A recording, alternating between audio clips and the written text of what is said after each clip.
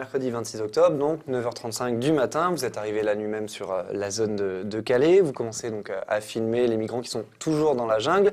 Et là, vous êtes interpellé par plusieurs policiers et votre caméra est encore branchée. On regarde à quoi ça ressemble.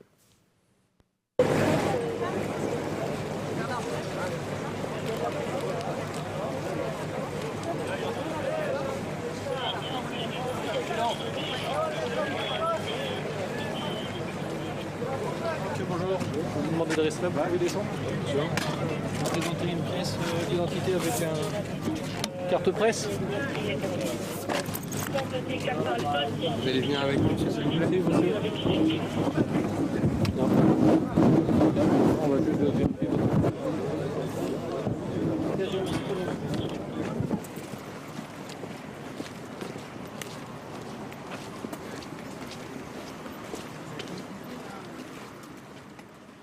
Donc là, c'est parti pour 33 heures de garde à vue. Ça s'est passé comment une fois que les caméras sont éteintes? Ça s'est passé mieux que je pensais. Sur le moment, j'étais vraiment pas tranquille parce qu'ils m'ont amené sur le côté du hangar, donc à l'abri de la foule et des autres photographes surtout. Ouais.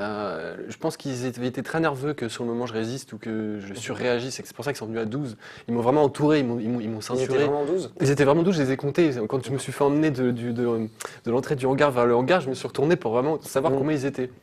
Et 12, c'est ceux qui étaient autour de moi, parce qu'il y avait aussi les commandants, les policiers en civil. Enfin, il y avait tout un attroupement, etc. Et je pense qu'ils ont pensé que, comme on est souvent plusieurs sur le terrain, là j'étais tout seul, que j'allais surréagir, que j'allais gueuler ou que j'allais me débattre, etc. Ouais. Donc ils étaient vraiment nerveux au moment de mon arrestation. Et quand ils ont compris que je les suivais, qu'il n'y avait pas de problème, moi j'avais roulé 8 heures, j'avais dormi 3 heures dans la nuit dans ma voiture, il était 9 heures du matin, j'étais vraiment explosé de fatigue. J'allais pas me mettre à résister contre 12 gendarmes mobiles armés comme ça. Enfin, donc il n'y avait pas de problème pour moi. Et on m'a mis les menottes quand même bien serrées dans le dos, machin. Ça a été tout de suite très sérieux. Ça s'est détendu plus tard, 5-6 heures plus tard, quand j'ai vu mon avocat, qu'on était au commissariat de Calais. Les gens qui m'ont arrêté, ils étaient pas... j'ai pas envie il n'y a pas eu de violence policière, enfin voilà, c'était viril quoi. Voilà. Bon, alors la question c'est pourquoi ils vous interpellent et ils vous placent en garde à vue, et ça ils vous l'expliquent au cours de la garde à vue. Ce qui est marrant, c'est que sur le moment, je sais même pas quoi penser. Je me dis bon, alors c'est quoi cette fois-ci? Alors ça va être parce que j'ai pas d'accréditation, ça va être parce que c'est moi, ça va être parce qu'il y a un des policiers qui m'aime pas. Je savais même pas sur le moment, donc du coup je demande, on me le dit pas tout de suite.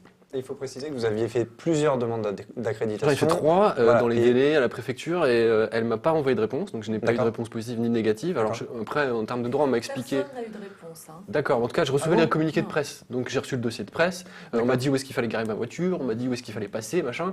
Et rapidement, on m'a expliqué aussi que le lundi, ça avait été un bordel monstre, que tout le monde n'avait pas eu son accréditation. Du coup, tout le monde me disait, il y a plein de journalistes qui n'avaient pas leur accréditation quand j'y étais. Enfin, à côté de moi, il y en avait au moins un quart, un tiers qui n'étaient pas accrédités, quoi. D'accord. Des ordres, et donc on vous explique pourquoi on vous en veut. Alors là, en fait, il y en a un qui fait une connerie, c'est le policier en civil qui avait ma photo.